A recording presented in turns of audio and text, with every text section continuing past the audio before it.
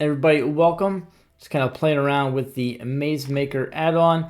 I did a demo on this not too long ago where I linked a camera up to the curve and then ran the curve through and textured everything. It was pretty cool. I might link that so you guys can take a look. But yeah, I think you actually see that video on the Blender Market page. This is not my add-on. This completely belongs to Sam. It's SKD Sam on Blender Market. Super cool add-on.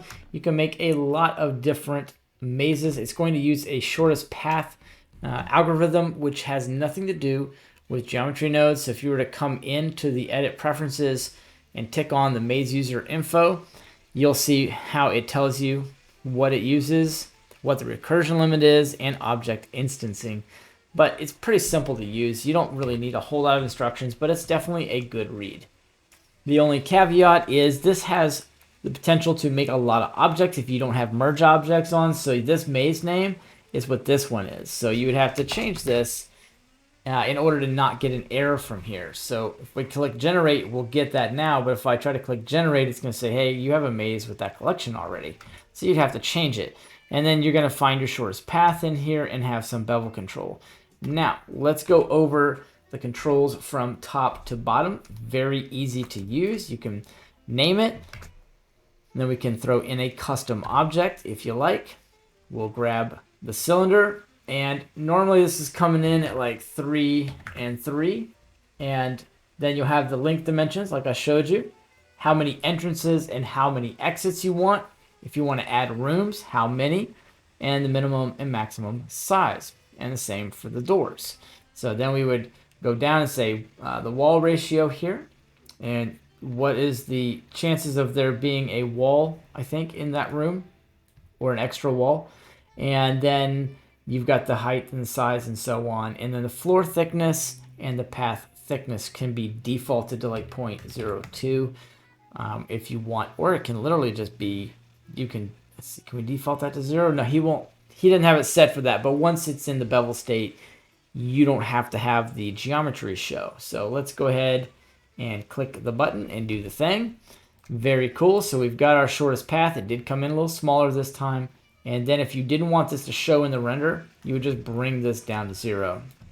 And of course, it has all those classic controls down here. So you can animate, do whatever you want, change things. Very cool. So now let's do one with merge objects. We'll do it default. So it's going to use the default cube. I want to merge objects. In order to get them to merge properly, it doesn't matter too much what the height is. We can go to 2, but the thickness needs to be set to 4. And that will give you the cubes that will merge or other objects as well. So when we click generate, we see we've still got that folder in there. You can either delete it or just rename. And then we click generate. And then this will be one object. And it's no longer a bunch of little objects. So you could model something, and then make your maze. Pretty cool setup, very easy add-on. I mean, guys, that's literally it. And you can make thousands of different types of mazes. It doesn't matter. Let's make something big and see if the recursion limit doesn't stop us. It might. I'm just going to get rid of all that. And let's delete that. Let's delete that. And we can generate, let's see, it's going to be big. One object, multiple rooms, I'll make the path a little bit bigger. 0.02, I don't want 0.1. I guess it's going to show that, whatever. So we'll go ahead and generate. Now it's going to say you can't do that. Probably because of the recursion limit. Let's go in and recursion limit is defaulted. So let's put it to 10,000 and let's try and generate that. And now Blender either locks up or it doesn't, but it's only 50 by 50. It's not that bad. So I may pause the video if it takes more than 10 seconds, but this is it. This is the whole add-on. Yeah, see, that's not bad. Look at that maze, guys. Yikes. Yikes. And here's the path. So I can select the path and see where the actual path is. Very cool. And that was the shortest path in and out. And had I used, it stored the cylinder, which it does that in containers. So I didn't actually want that. So we'll see about blending all this together with the with a cube, with the default cube. Let's do that again. And that is going to be out of the recursion limit. That's what I was expecting. Okay, so, oh no, it went back to 10. I'm sorry, I went back to 1000. Fine, be that way.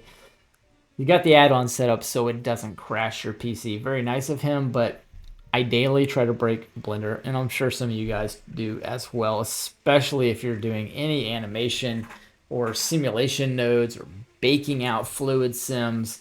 I don't know, is anybody still doing old school fluid sims? I don't know. I probably still do. So look at that shortest path. It's so tiny. But it's okay. It's just how it works. You can change certain things in here to make that happen a little bit different. Maybe remove some of the rooms or the different walls that are going to block it. Yeah, that was the block wall. So let's do something real quick. Let's bring that single wall ratio back to 1. I think that's going to make it bigger. Is it gonna? Still at 10,000. So that's just going to be more geometry then. Okay, so that was not changing. Just a matter of playing with it to get the settings I want. I don't know if you guys can hear my fans, but they're wailing on my laptop here. My little NVIDIA is just going wild. I know they've got so many new laptops out there.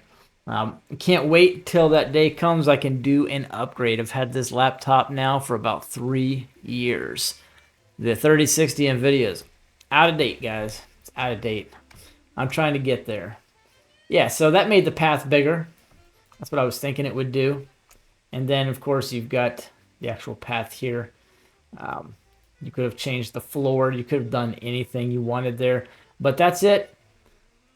Hope you guys like the tutorial. You can see what this thing can do. There's a lot to be gained here. You can texture all of this. Everything's pretty simple. If you guys got any questions, drop it in the comments. Sam and I collab out on a Discord. You guys are welcome to join. I'll throw a link in the comments too. If you guys want an add-on made, that's what we do. That's the whole reason I have a Patreon. That Patreon is more there to, yes, definitely attract people and get them to sub. I do want that. That would be great.